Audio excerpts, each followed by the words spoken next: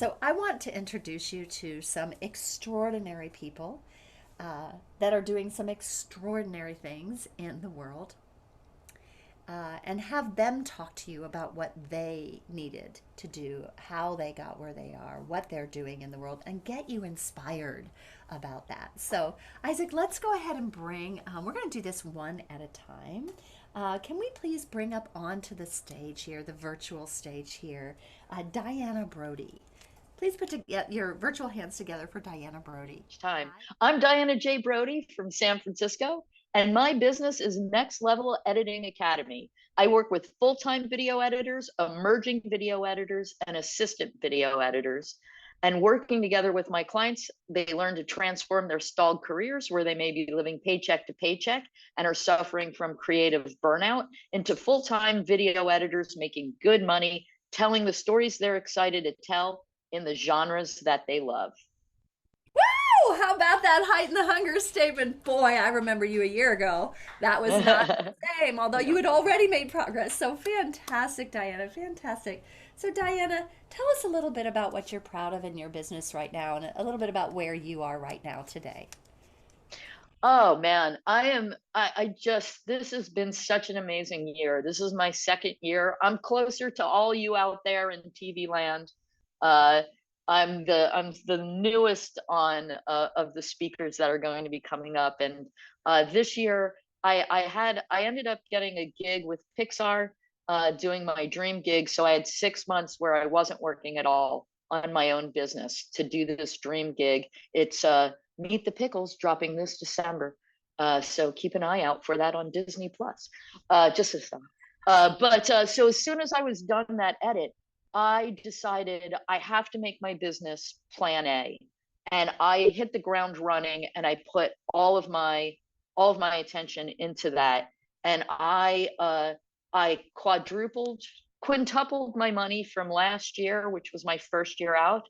But even more importantly to me, what's the most proud for me is going to make me choke up Oh, is I finally had uh, I finally had confidence in myself and my ability that I could do it instead of borrowing the confidence that Melissa and Kylie, who's my direct coach, and the other coaches may have had in me. I borrowed that for the first year.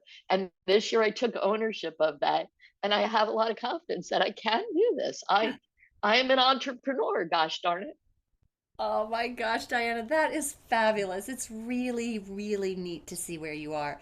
And I know one of the things that I've loved about seeing where you are, watching your progress is that just as and by the way, Diana jumped in, she eats up all the content, she does it, she shows up for what she needs to do, she gets it done. By the way, she, again, not 6 months out of this year, but then when she's back on it, she's on it and she's committed. So sometimes that's the way we have to do it, right? And by the way, that was the way I had to do it.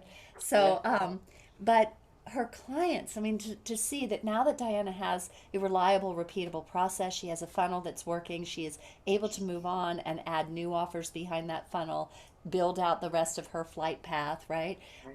As I'm watching you do that, Diana, I'm hearing from you how you're impacting your clients. And I'm Yeah. seeing and hearing how you can now see you can also impact them. So that Yeah. confidence just in yourself, but also what that confidence is doing in the world, that build a better world. I'm really excited to see that for you. So, Whereas I borrowed confidence from you, now they can borrow confidence from me. So yes, then I can pay that confidence forward to them so that they can make similar changes in their own careers in their own way. I love that. I love that. So, Diana, I Yeah. know that there was a turning point for you, maybe before you entered into our space. Like, what had you even get off on this journey called, or get onto the journey or whatever? Um, I what was the turning point for you? Kind of a low I point? was in some serious career burnout that Kelly Carlin can attest to because I was just in a fetal position when I met Kelly and was working through Kelly's program.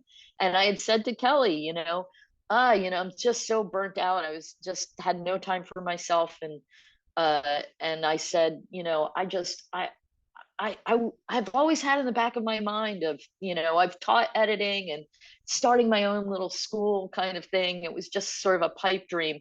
And Kelly's like, I happen to know someone who can help you on that journey.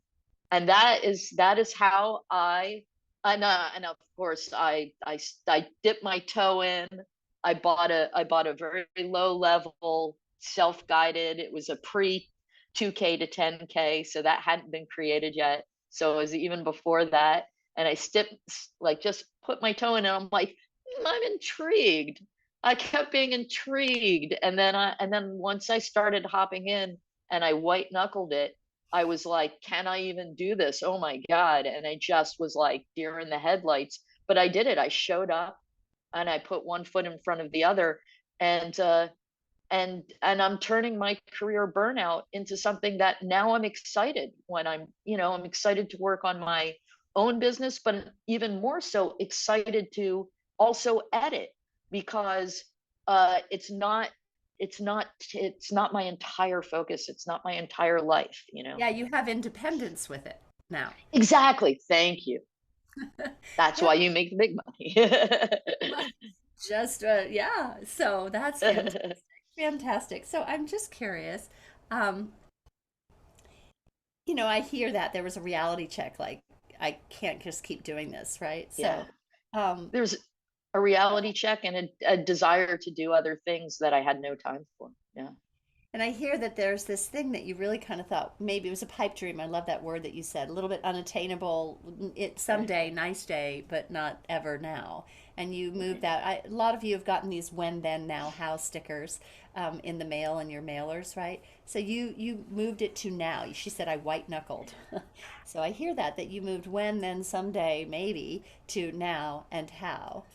And you did that again within the program. So she went through Right. that course, that DIY course, and then she white knuckled it, i.e., she when, then, now, how'd it again. She said, now I need to actually make it real. I know Right. the knowledge, but I need to make the change.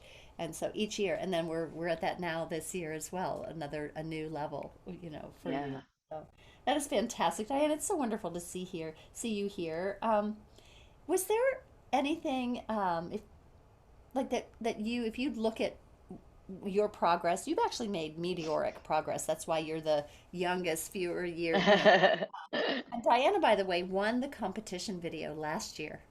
So yeah, that's how much she was just playing. She would jump in and play. She would do the thing even if she couldn't get it quite right. So great to see. That was so great to see. So is there any way that you can see that you used to stand in your own way that you don't anymore? Yeah, I mean, just I don't have an example of entrepreneurs in my family, even extended family. It's just not a thing that I've seen. And so I just thought, oh, I can't do that. That's not going to be me. That's not a thing. That's a thing people do when they go on Shark Tank. That's not me. Yeah. And so I just had that mindset. Even like through the whole first year, I was like, okay, well, they think I can do it. And Melissa's plan sounds great. And Kylie's help has been amazing. And like, okay, I can do it. But this year, finally, I was like, I'm an entrepreneur, damn it. That's it. I'm doing it. This is what they do. I'm doing what they do. And so that was one way that I stood in my way was just I had this belief system that kept me from That's not for me. advancing. Yeah, I'm Right, not exactly. That's that's not me. we I don't can't do be that. that. Right, Right. exactly. Yeah, and Our people don't do that. Right. Like, wait a minute. I as love that. soon as This is that what they do. cleared, That's so funny. yeah, That's as fantastic. soon as that cleared, it was like the sky kind of opened up. And I know that there's a lot of people to go after me, but I just want to say to everybody out there, I had this amazing day this summer where people are signing up for my courses. I'm and people are asking for other courses, and I'm getting people reaching out to me spontaneously. And one day I just sat and I was working on my marketing on the day and like getting stuff done. And I looked up at the clock and I'm like, it's 3 o'clock. I don't feel like working anymore. I'm going to take a walk through Golden Gate Park. And I got up and I took a walk through the park and I thought, I love my life. And that was the first time in like a decade that I'd Oh, ever said that to myself. And I was like, oh, I got to get that feeling back. I got oh, to keep that feeling oh, going. So just know if you're out there doubting yourself, absolutely attainable. If I can do it, you can do it. Sure. Absolutely So I'm Sarah 100%. Alapin. I am the founder and CEO of District Bliss. We are a community of introverted and extroverted business owners who are sick of that stodgy style of networking and who are really ready to break free so we can build our businesses with ease. Together, we move from feeling isolated into highly supported business owners. We provide educational opportunities, networking opportunities, and a ton of support and love in our space. Fantastic, Sarah. And there will be more that we can share with you about Sarah tomorrow, but that is absolutely great to hear. So, Sarah, tell us a little bit about what you're most proud of right now. We know you're proud of a lot of your growth, and we've had you in our community for a little while now. Tell us what you're most proud of about your business right now, or something you want to tell us about, I was thinking about this, and while Diana was talking, and I was kind of thinking about how we're all probably proud of very similar things in a lot of ways. But I think the thing that I really am most proud of myself for is being able to step out of my business for weeks at a time and really live my life and enjoy my life and the life that I built a business in order to support. As opposed to letting my business run my life. My business just funds my life.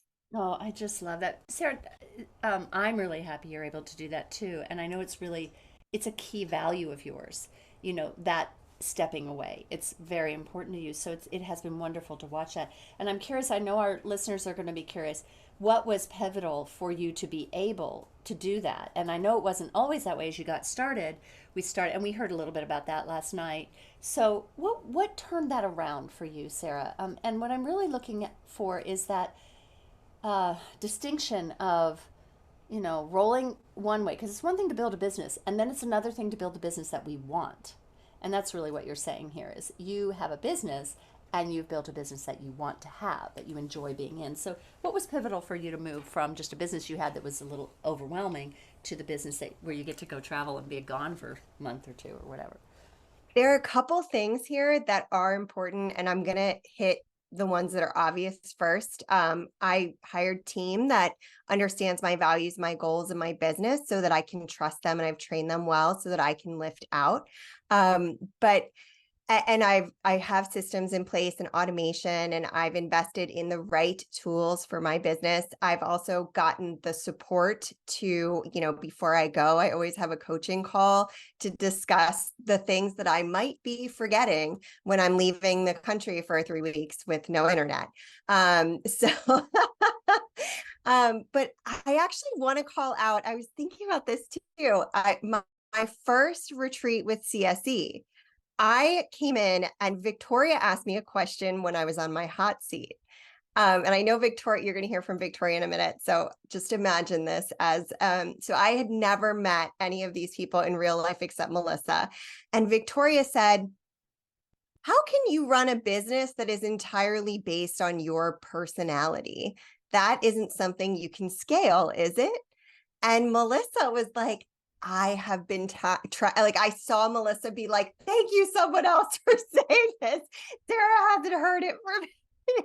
And I just wasn't accepting that I had to be the front man. I always had to be the person who was bringing the hype and who was, always being the face person of my business. And I wasn't empowering my team to stand there. And Melissa had been trying to tell me for like a year at that point when I heard it from someone else in the community, and it just blew my mind. And so what I figured out was the feelings that I give to other people and how I can empower my team to give those feelings to people so that there is no blip in the system. That is leadership, folks. That is actual business ownership, not serving and being inside your business doing all of it all the time. I am so glad that we have team that could help you to hear what you couldn't hear from me. And that really speaks to one of the really key things that you build in the world, which is community. When you have the right community and the right support, and we get that layered learning, that layered impact, that layer I see you. So, Sarah, those two very well articulated pivotal moments. Thank you. Really helpful for that. Hi, everyone. I'm Kelly Carlin. I'm founder of Humans on the Verge, where people go deep to take the leap. our programs provide the necessary support for our clients to claim a powerful, authentic, and courageous self so that they can create a deeper, more exciting, and more meaningful next chapter in their lives. It's fantastic. I love the name. I love the business. And Kelly has just brought so much benefit to our community in so many ways, and to her clients in so many ways. It's been such a joy to be on your journey with you, Kelly. Tell us a little bit of something that you're proud of right now in your business you really love. Where are you now that you like? I have to say that the miracle of my business is that I've been here for 5 years. I started with a ton of potential and not knowing ever how to really live into that potential and not know how to live into it in a stable financial way. So I'm a big dreamer, I'm a visionary. And so I went from having a ton of potential, coaching certification and master's in psychology and a memoir under my belt and all this kind of stuff, and no way to really be able to utilize it in a way that was going to actually not be a crazy artist life. And I went from having no business and zero income from a business to within the first year, I was making $6,000 a month. I had began to understand that I had a reliable, repeatable, not only offer, but a way of talking to people and a sales call thing that I could do now. And then after that first year, my income has been consistently somewhere between 100 and 130K a year. And I went from doing it all myself to now having an admin, having 2 team coaches that I can really lean into, who actually co-teach with me. We're co-creating. I've gotten to take all of this potential intellectual and life experience and create a curriculum that expands into a 1-year program and then contracts into little bits and pieces that I can use for a day or an 8-week program. So I have all this great content I work with. I also started last year taking a full month off to have a sabbatical. And I only teach/coach 3 weeks a month. I have a full week a month where I really walk away from clients and walk away from that part of the relationship because I'm still an artist. I am working on a performance piece right now, and I am excited about doing this performance piece because it's the first time in my life that my creative offering to the world doesn't have to get me the gig or get me the next job, or I don't have to try to find a way to get 900 butts in the seat or something like that. I just get to be in full expression. And that's a dream come true for me. That is a dream come true.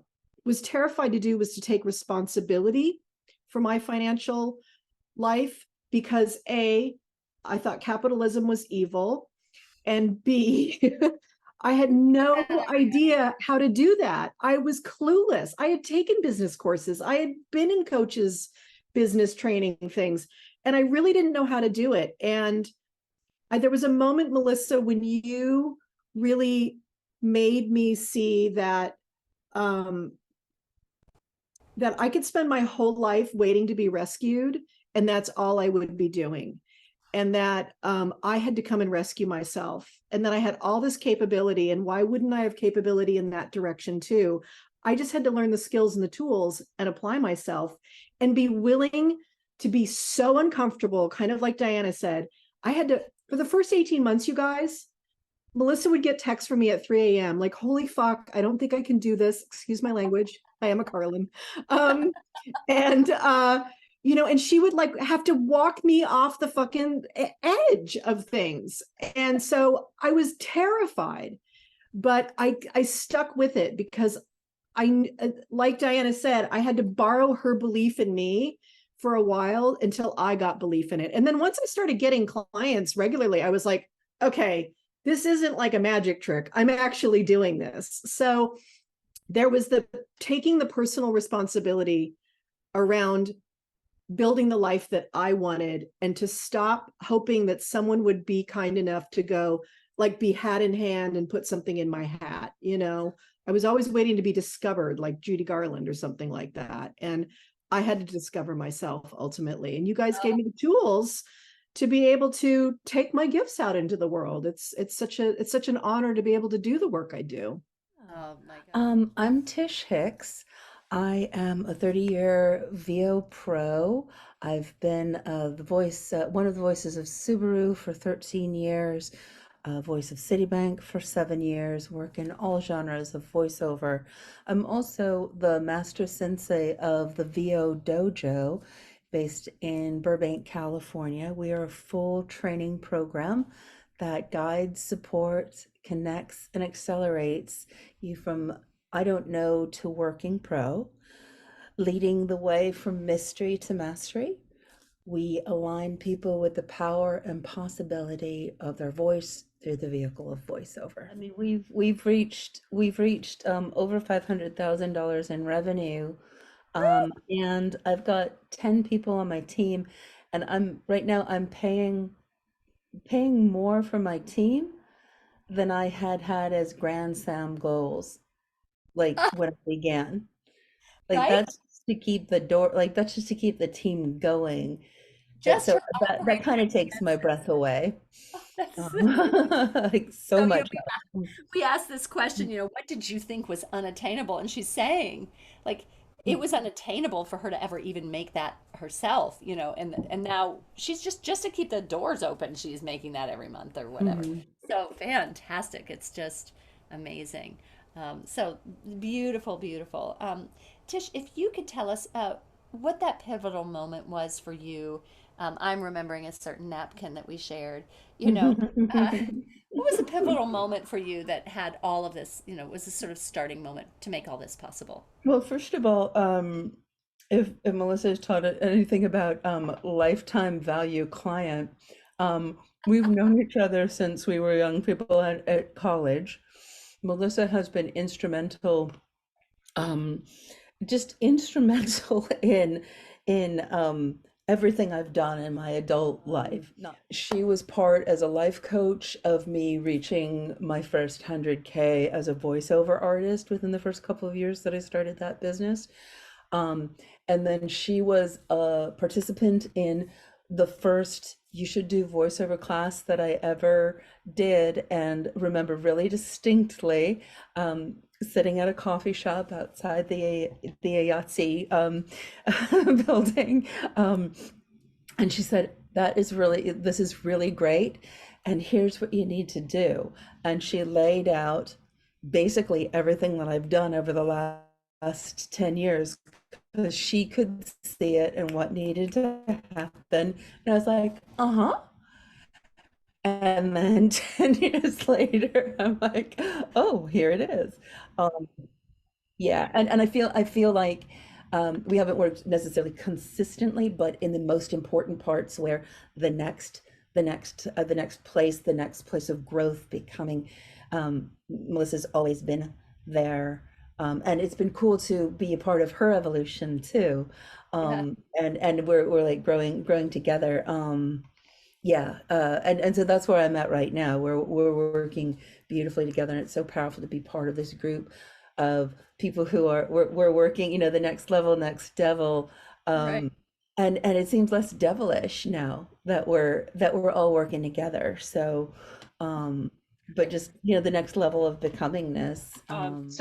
Yes, as you know, I'm a business coach. My business is called Backbone Business, and I work with neurodivergent online leaders who really want to create businesses that recenter their health and their rest.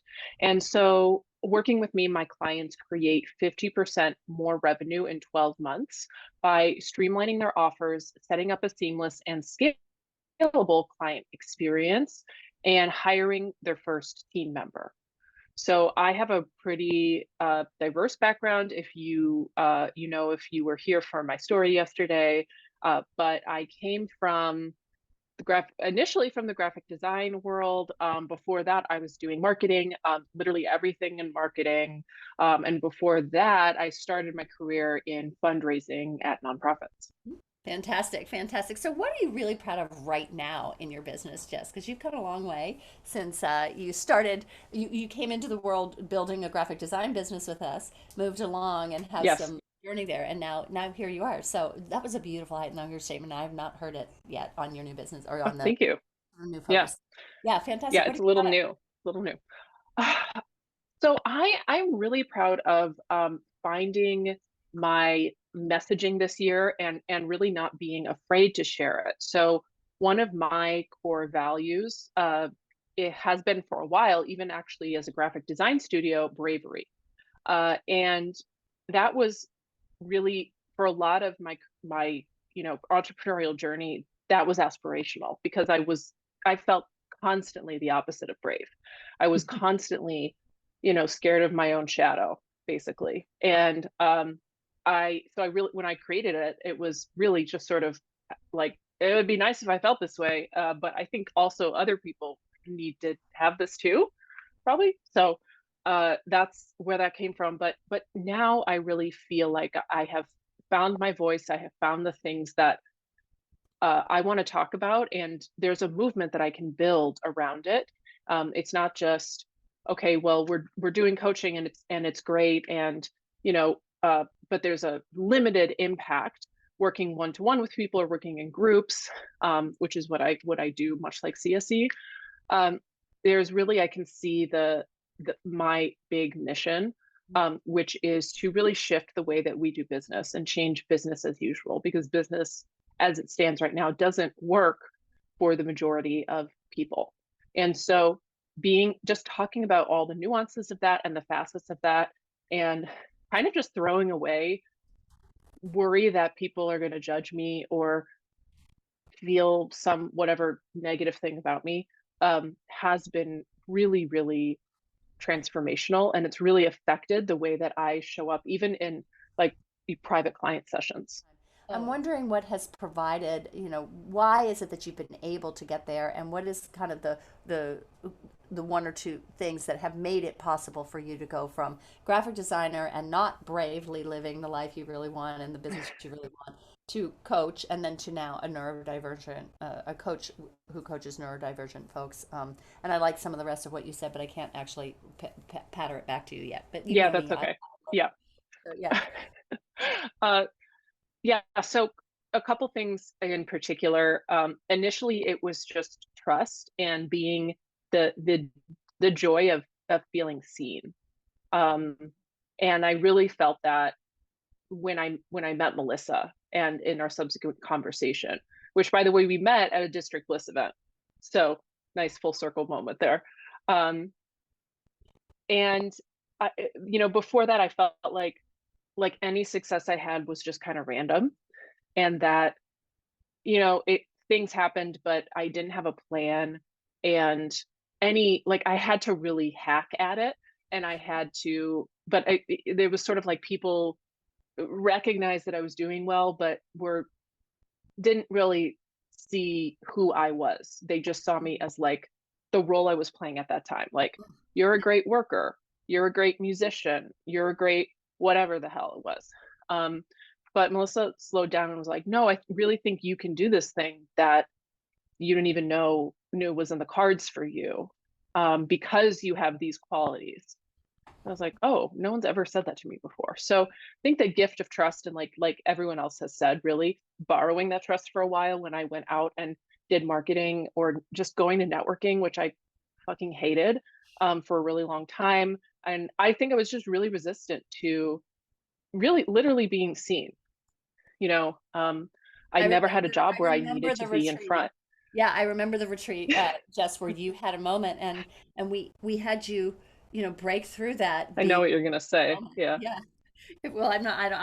I will let you share your story, but yeah, it was an amazing thing for you to take that invitation and embody it, and to watch it happen was wonderful. And now to see where you've gone with it, it was a huge step of bravery to say, I want to be seen.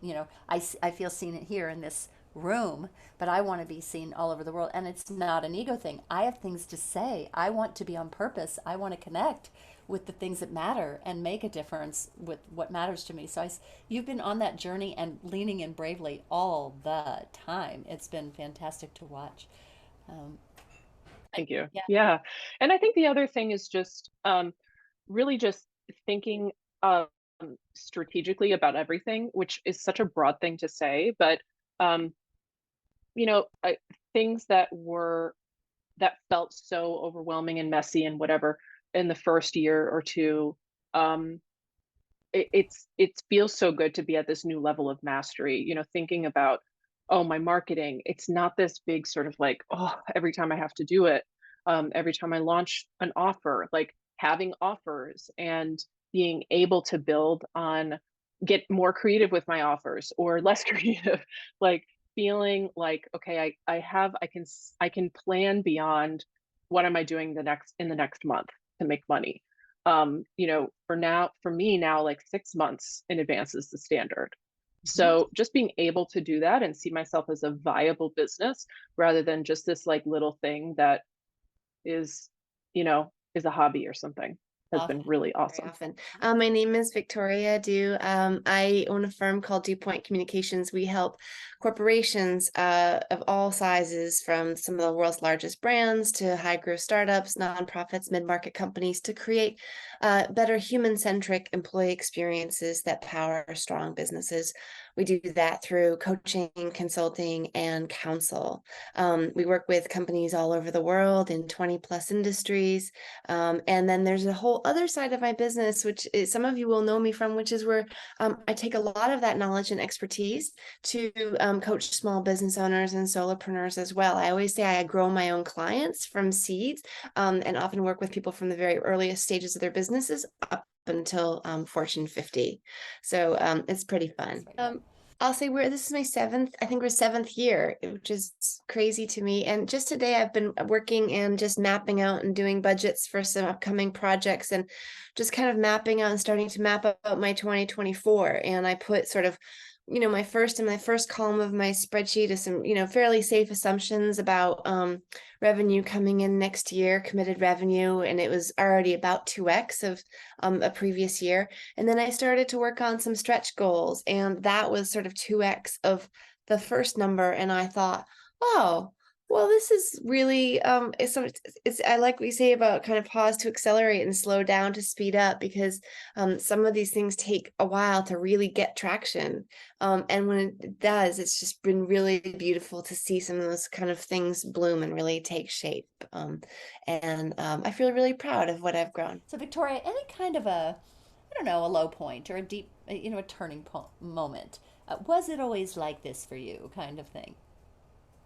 I think that because I work with a lot of corporate clients, and so one of the things that there's that, like, because the numbers are often bigger, the highs and lows are bigger, right? And so when the tide comes in, things are really great, and when the tide goes out, it's very scary. And I remember one time looking at my account and there was $70 in there, and I think I probably texted Melissa in a panic and was like, but I think that confidence of like from Melissa, like, that I think this is a big difference for people that are making that transition, because I work with a lot of people who are employees and not entrepreneurs, and helping them to kind of be empowered and reclaim their own agency. And one of the things is, in an entrepreneur, that you have the opportunity to do is say, well, if I need more money, how will I get it? Right? Not where will I cut back, but what will I create to get the things that I want? Melissa always says it's not oh, you'll correct me, but when, right? Or when I get this, then I can have that. When, then, it's if, how. So Now, not when, yes. now how, right? Now I want this, so how will I make that happen? And I think that mindset, when that day when I looked and there was $70 in that account, that mindset of being instantly able to flip into, all right, well, shit, let's figure this out. Yeah. That never stops being useful in business or life, right? It's an amazing that's independence right there. That freedom, that ability to not be depending on whether you get fired or not fired, not having to be, hat in hand, a freelance gig or no gig, and to even have a business. And that is a lovely thing you said, because there will be ups and downs no matter where you are, whether you're in a job and you get fired or released because they're downsizing, whatever, or you're an entrepreneur. But the difference is being able to be hired in exactly what you want. You don't have nearly the kind of creativity, but when you own a business and you know how to build a business, I love that you're clarifying that for us, Victoria. You can solve a problem like $70 in your bank. And what she said, bigger highs, bigger lows. Well, that's $70, but she works with corporate clients. So she can either look at the 70, or she can look at the corporate client potential, which is a 10, 20, 50, $100,000 contract. And so she can worry and scrimp and save, as she says, or she can say, how do we get a $100,000 contract with a $20,000 deposit by next week? Where's my low hanging fruit and what do I need to offer?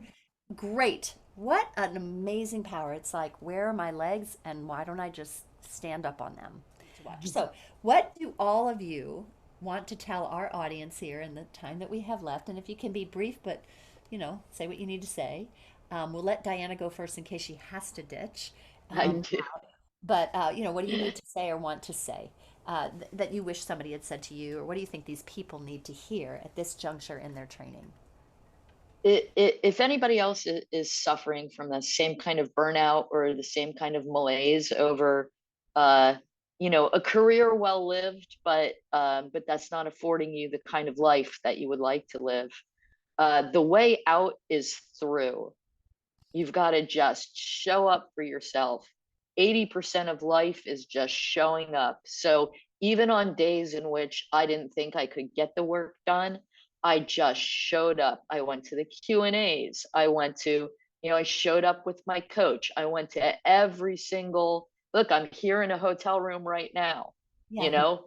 and I've already done Play Big once, but I mean, I've gotten so much out of this the second time through, So it's the way out is through.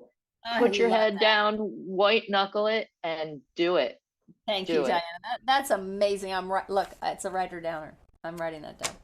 Love it. The way out is through. I'm going to remember what That is the I'm highest learning. praise, is that I am now on a post of one of Melissa's posts. That is high praise, right? And thank you. All right. Well, Diana, thank you. You don't have to leave, but when you need to leave, go. Okay, we understand. The way out is through. Who else? What do you think these folks need to say? Is there something you'd like to say? I see Victoria. I want to, because I know we've been talking a little bit about coaching and the coaching certification, and I'm a little different than Jess. Well, like I'm in generally, because I've worked with Melissa for a long time, and generally Melissa will say things and I'll huff and puff and yell and scream and jump up and down and refuse to do them for some number of years or decades. And then generally I will come to her and announce something that I'm going to do or I've decided, as though I just thought of it. And she's very grateful about not pointing out that she's been telling me that for 5 or 10 years. Coaching is kind of like that, because I think I probably hummed and hawed and was a pain for quite a while. But when I did it, I will say it is one of the absolute bedrocks. It's my unfair advantage in the corporate world. It's a different kind of coaching than other folks who coach in the corporate world have. I thought I would be a CEO whisperer and very much focused on executive coaching, but I didn't understand that learning the coaching and that certification, the way Melissa trains it, is different and magical. And that I would be able to support other people who had been in situations and in roles like I was in the corporate world, would be able to help them reclaim their agency, optimism, power, and to be able to speak to them as someone who's been in that role, but really be able to help them level up and get to places that often even I couldn't get in my career when I was in-house. And I think being able to use that coaching skill set to do that and really advance conversations and help people level up significantly in their career, I wouldn't know how to do that. It's not a consulting skill set, it's coaching, and it's absolutely magic. Oh, that is great clarity. That's very clear. Thank you, Victoria. That's cool. Unfair advantage. I like that. Anybody else that wants it's Kelly, let's hear from you.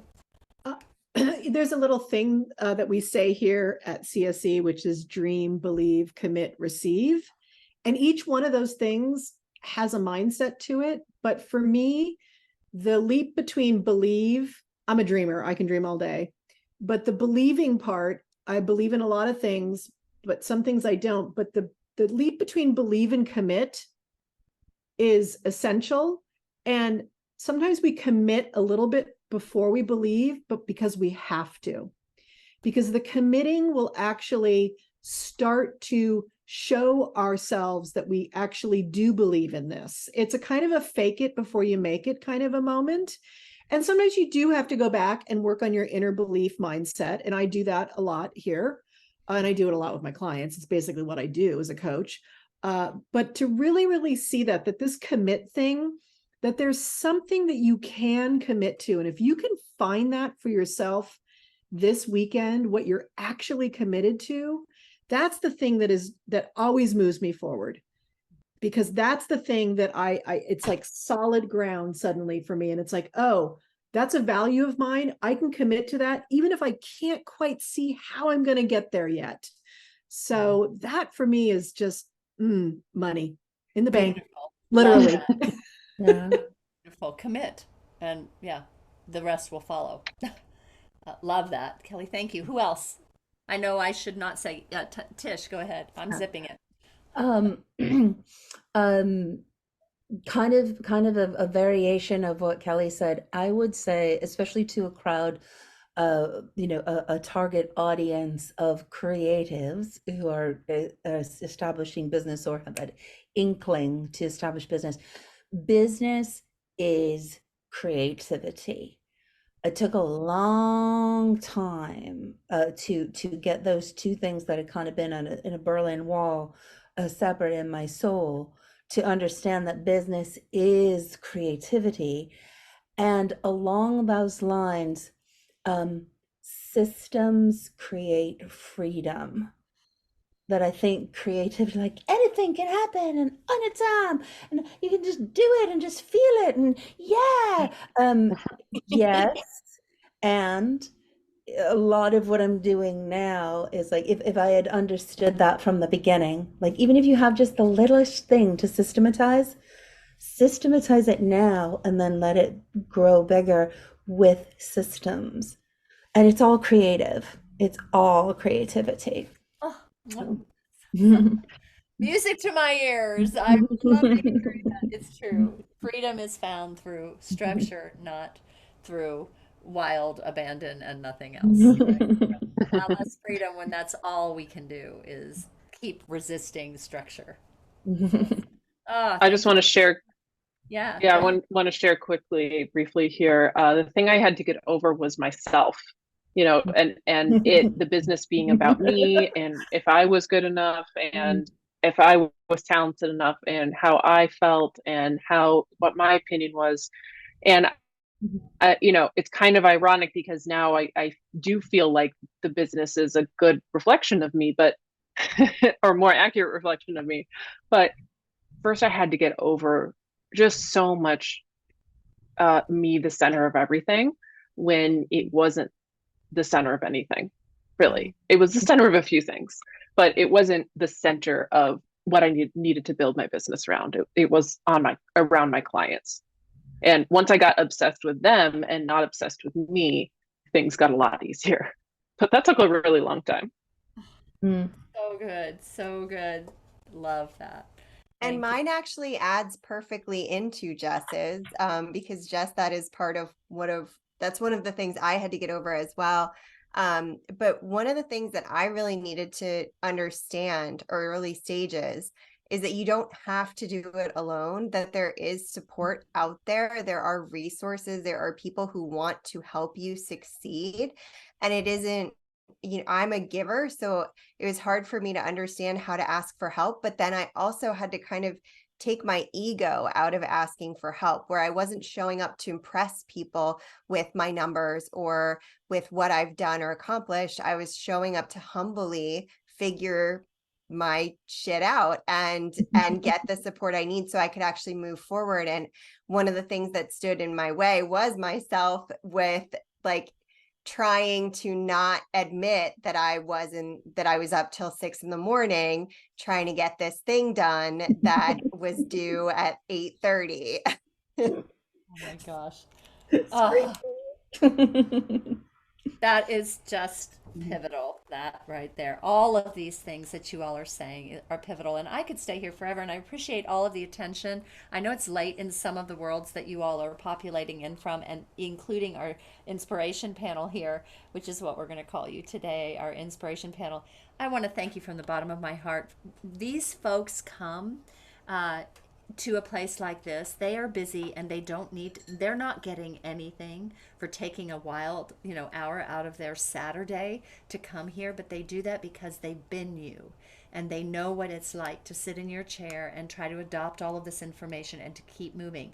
They also know how much extra training we've got going on in the room, right? You're going to keep moving through the time. They know what you're up against here and how you're trying to stay focused and clear. They know what it takes. So I just want to thank all of you. Please put your virtual hands together for our inspiration panel. All 6 of them, even though Diana has now gone away. And now I'm jealous of the balloons, Victoria. Oh my gosh. It's so not fair. I need a Mac. Oh, Okay. so Oh, you jealous. guys. Thank you. Thank you. I know, right? Thank you all.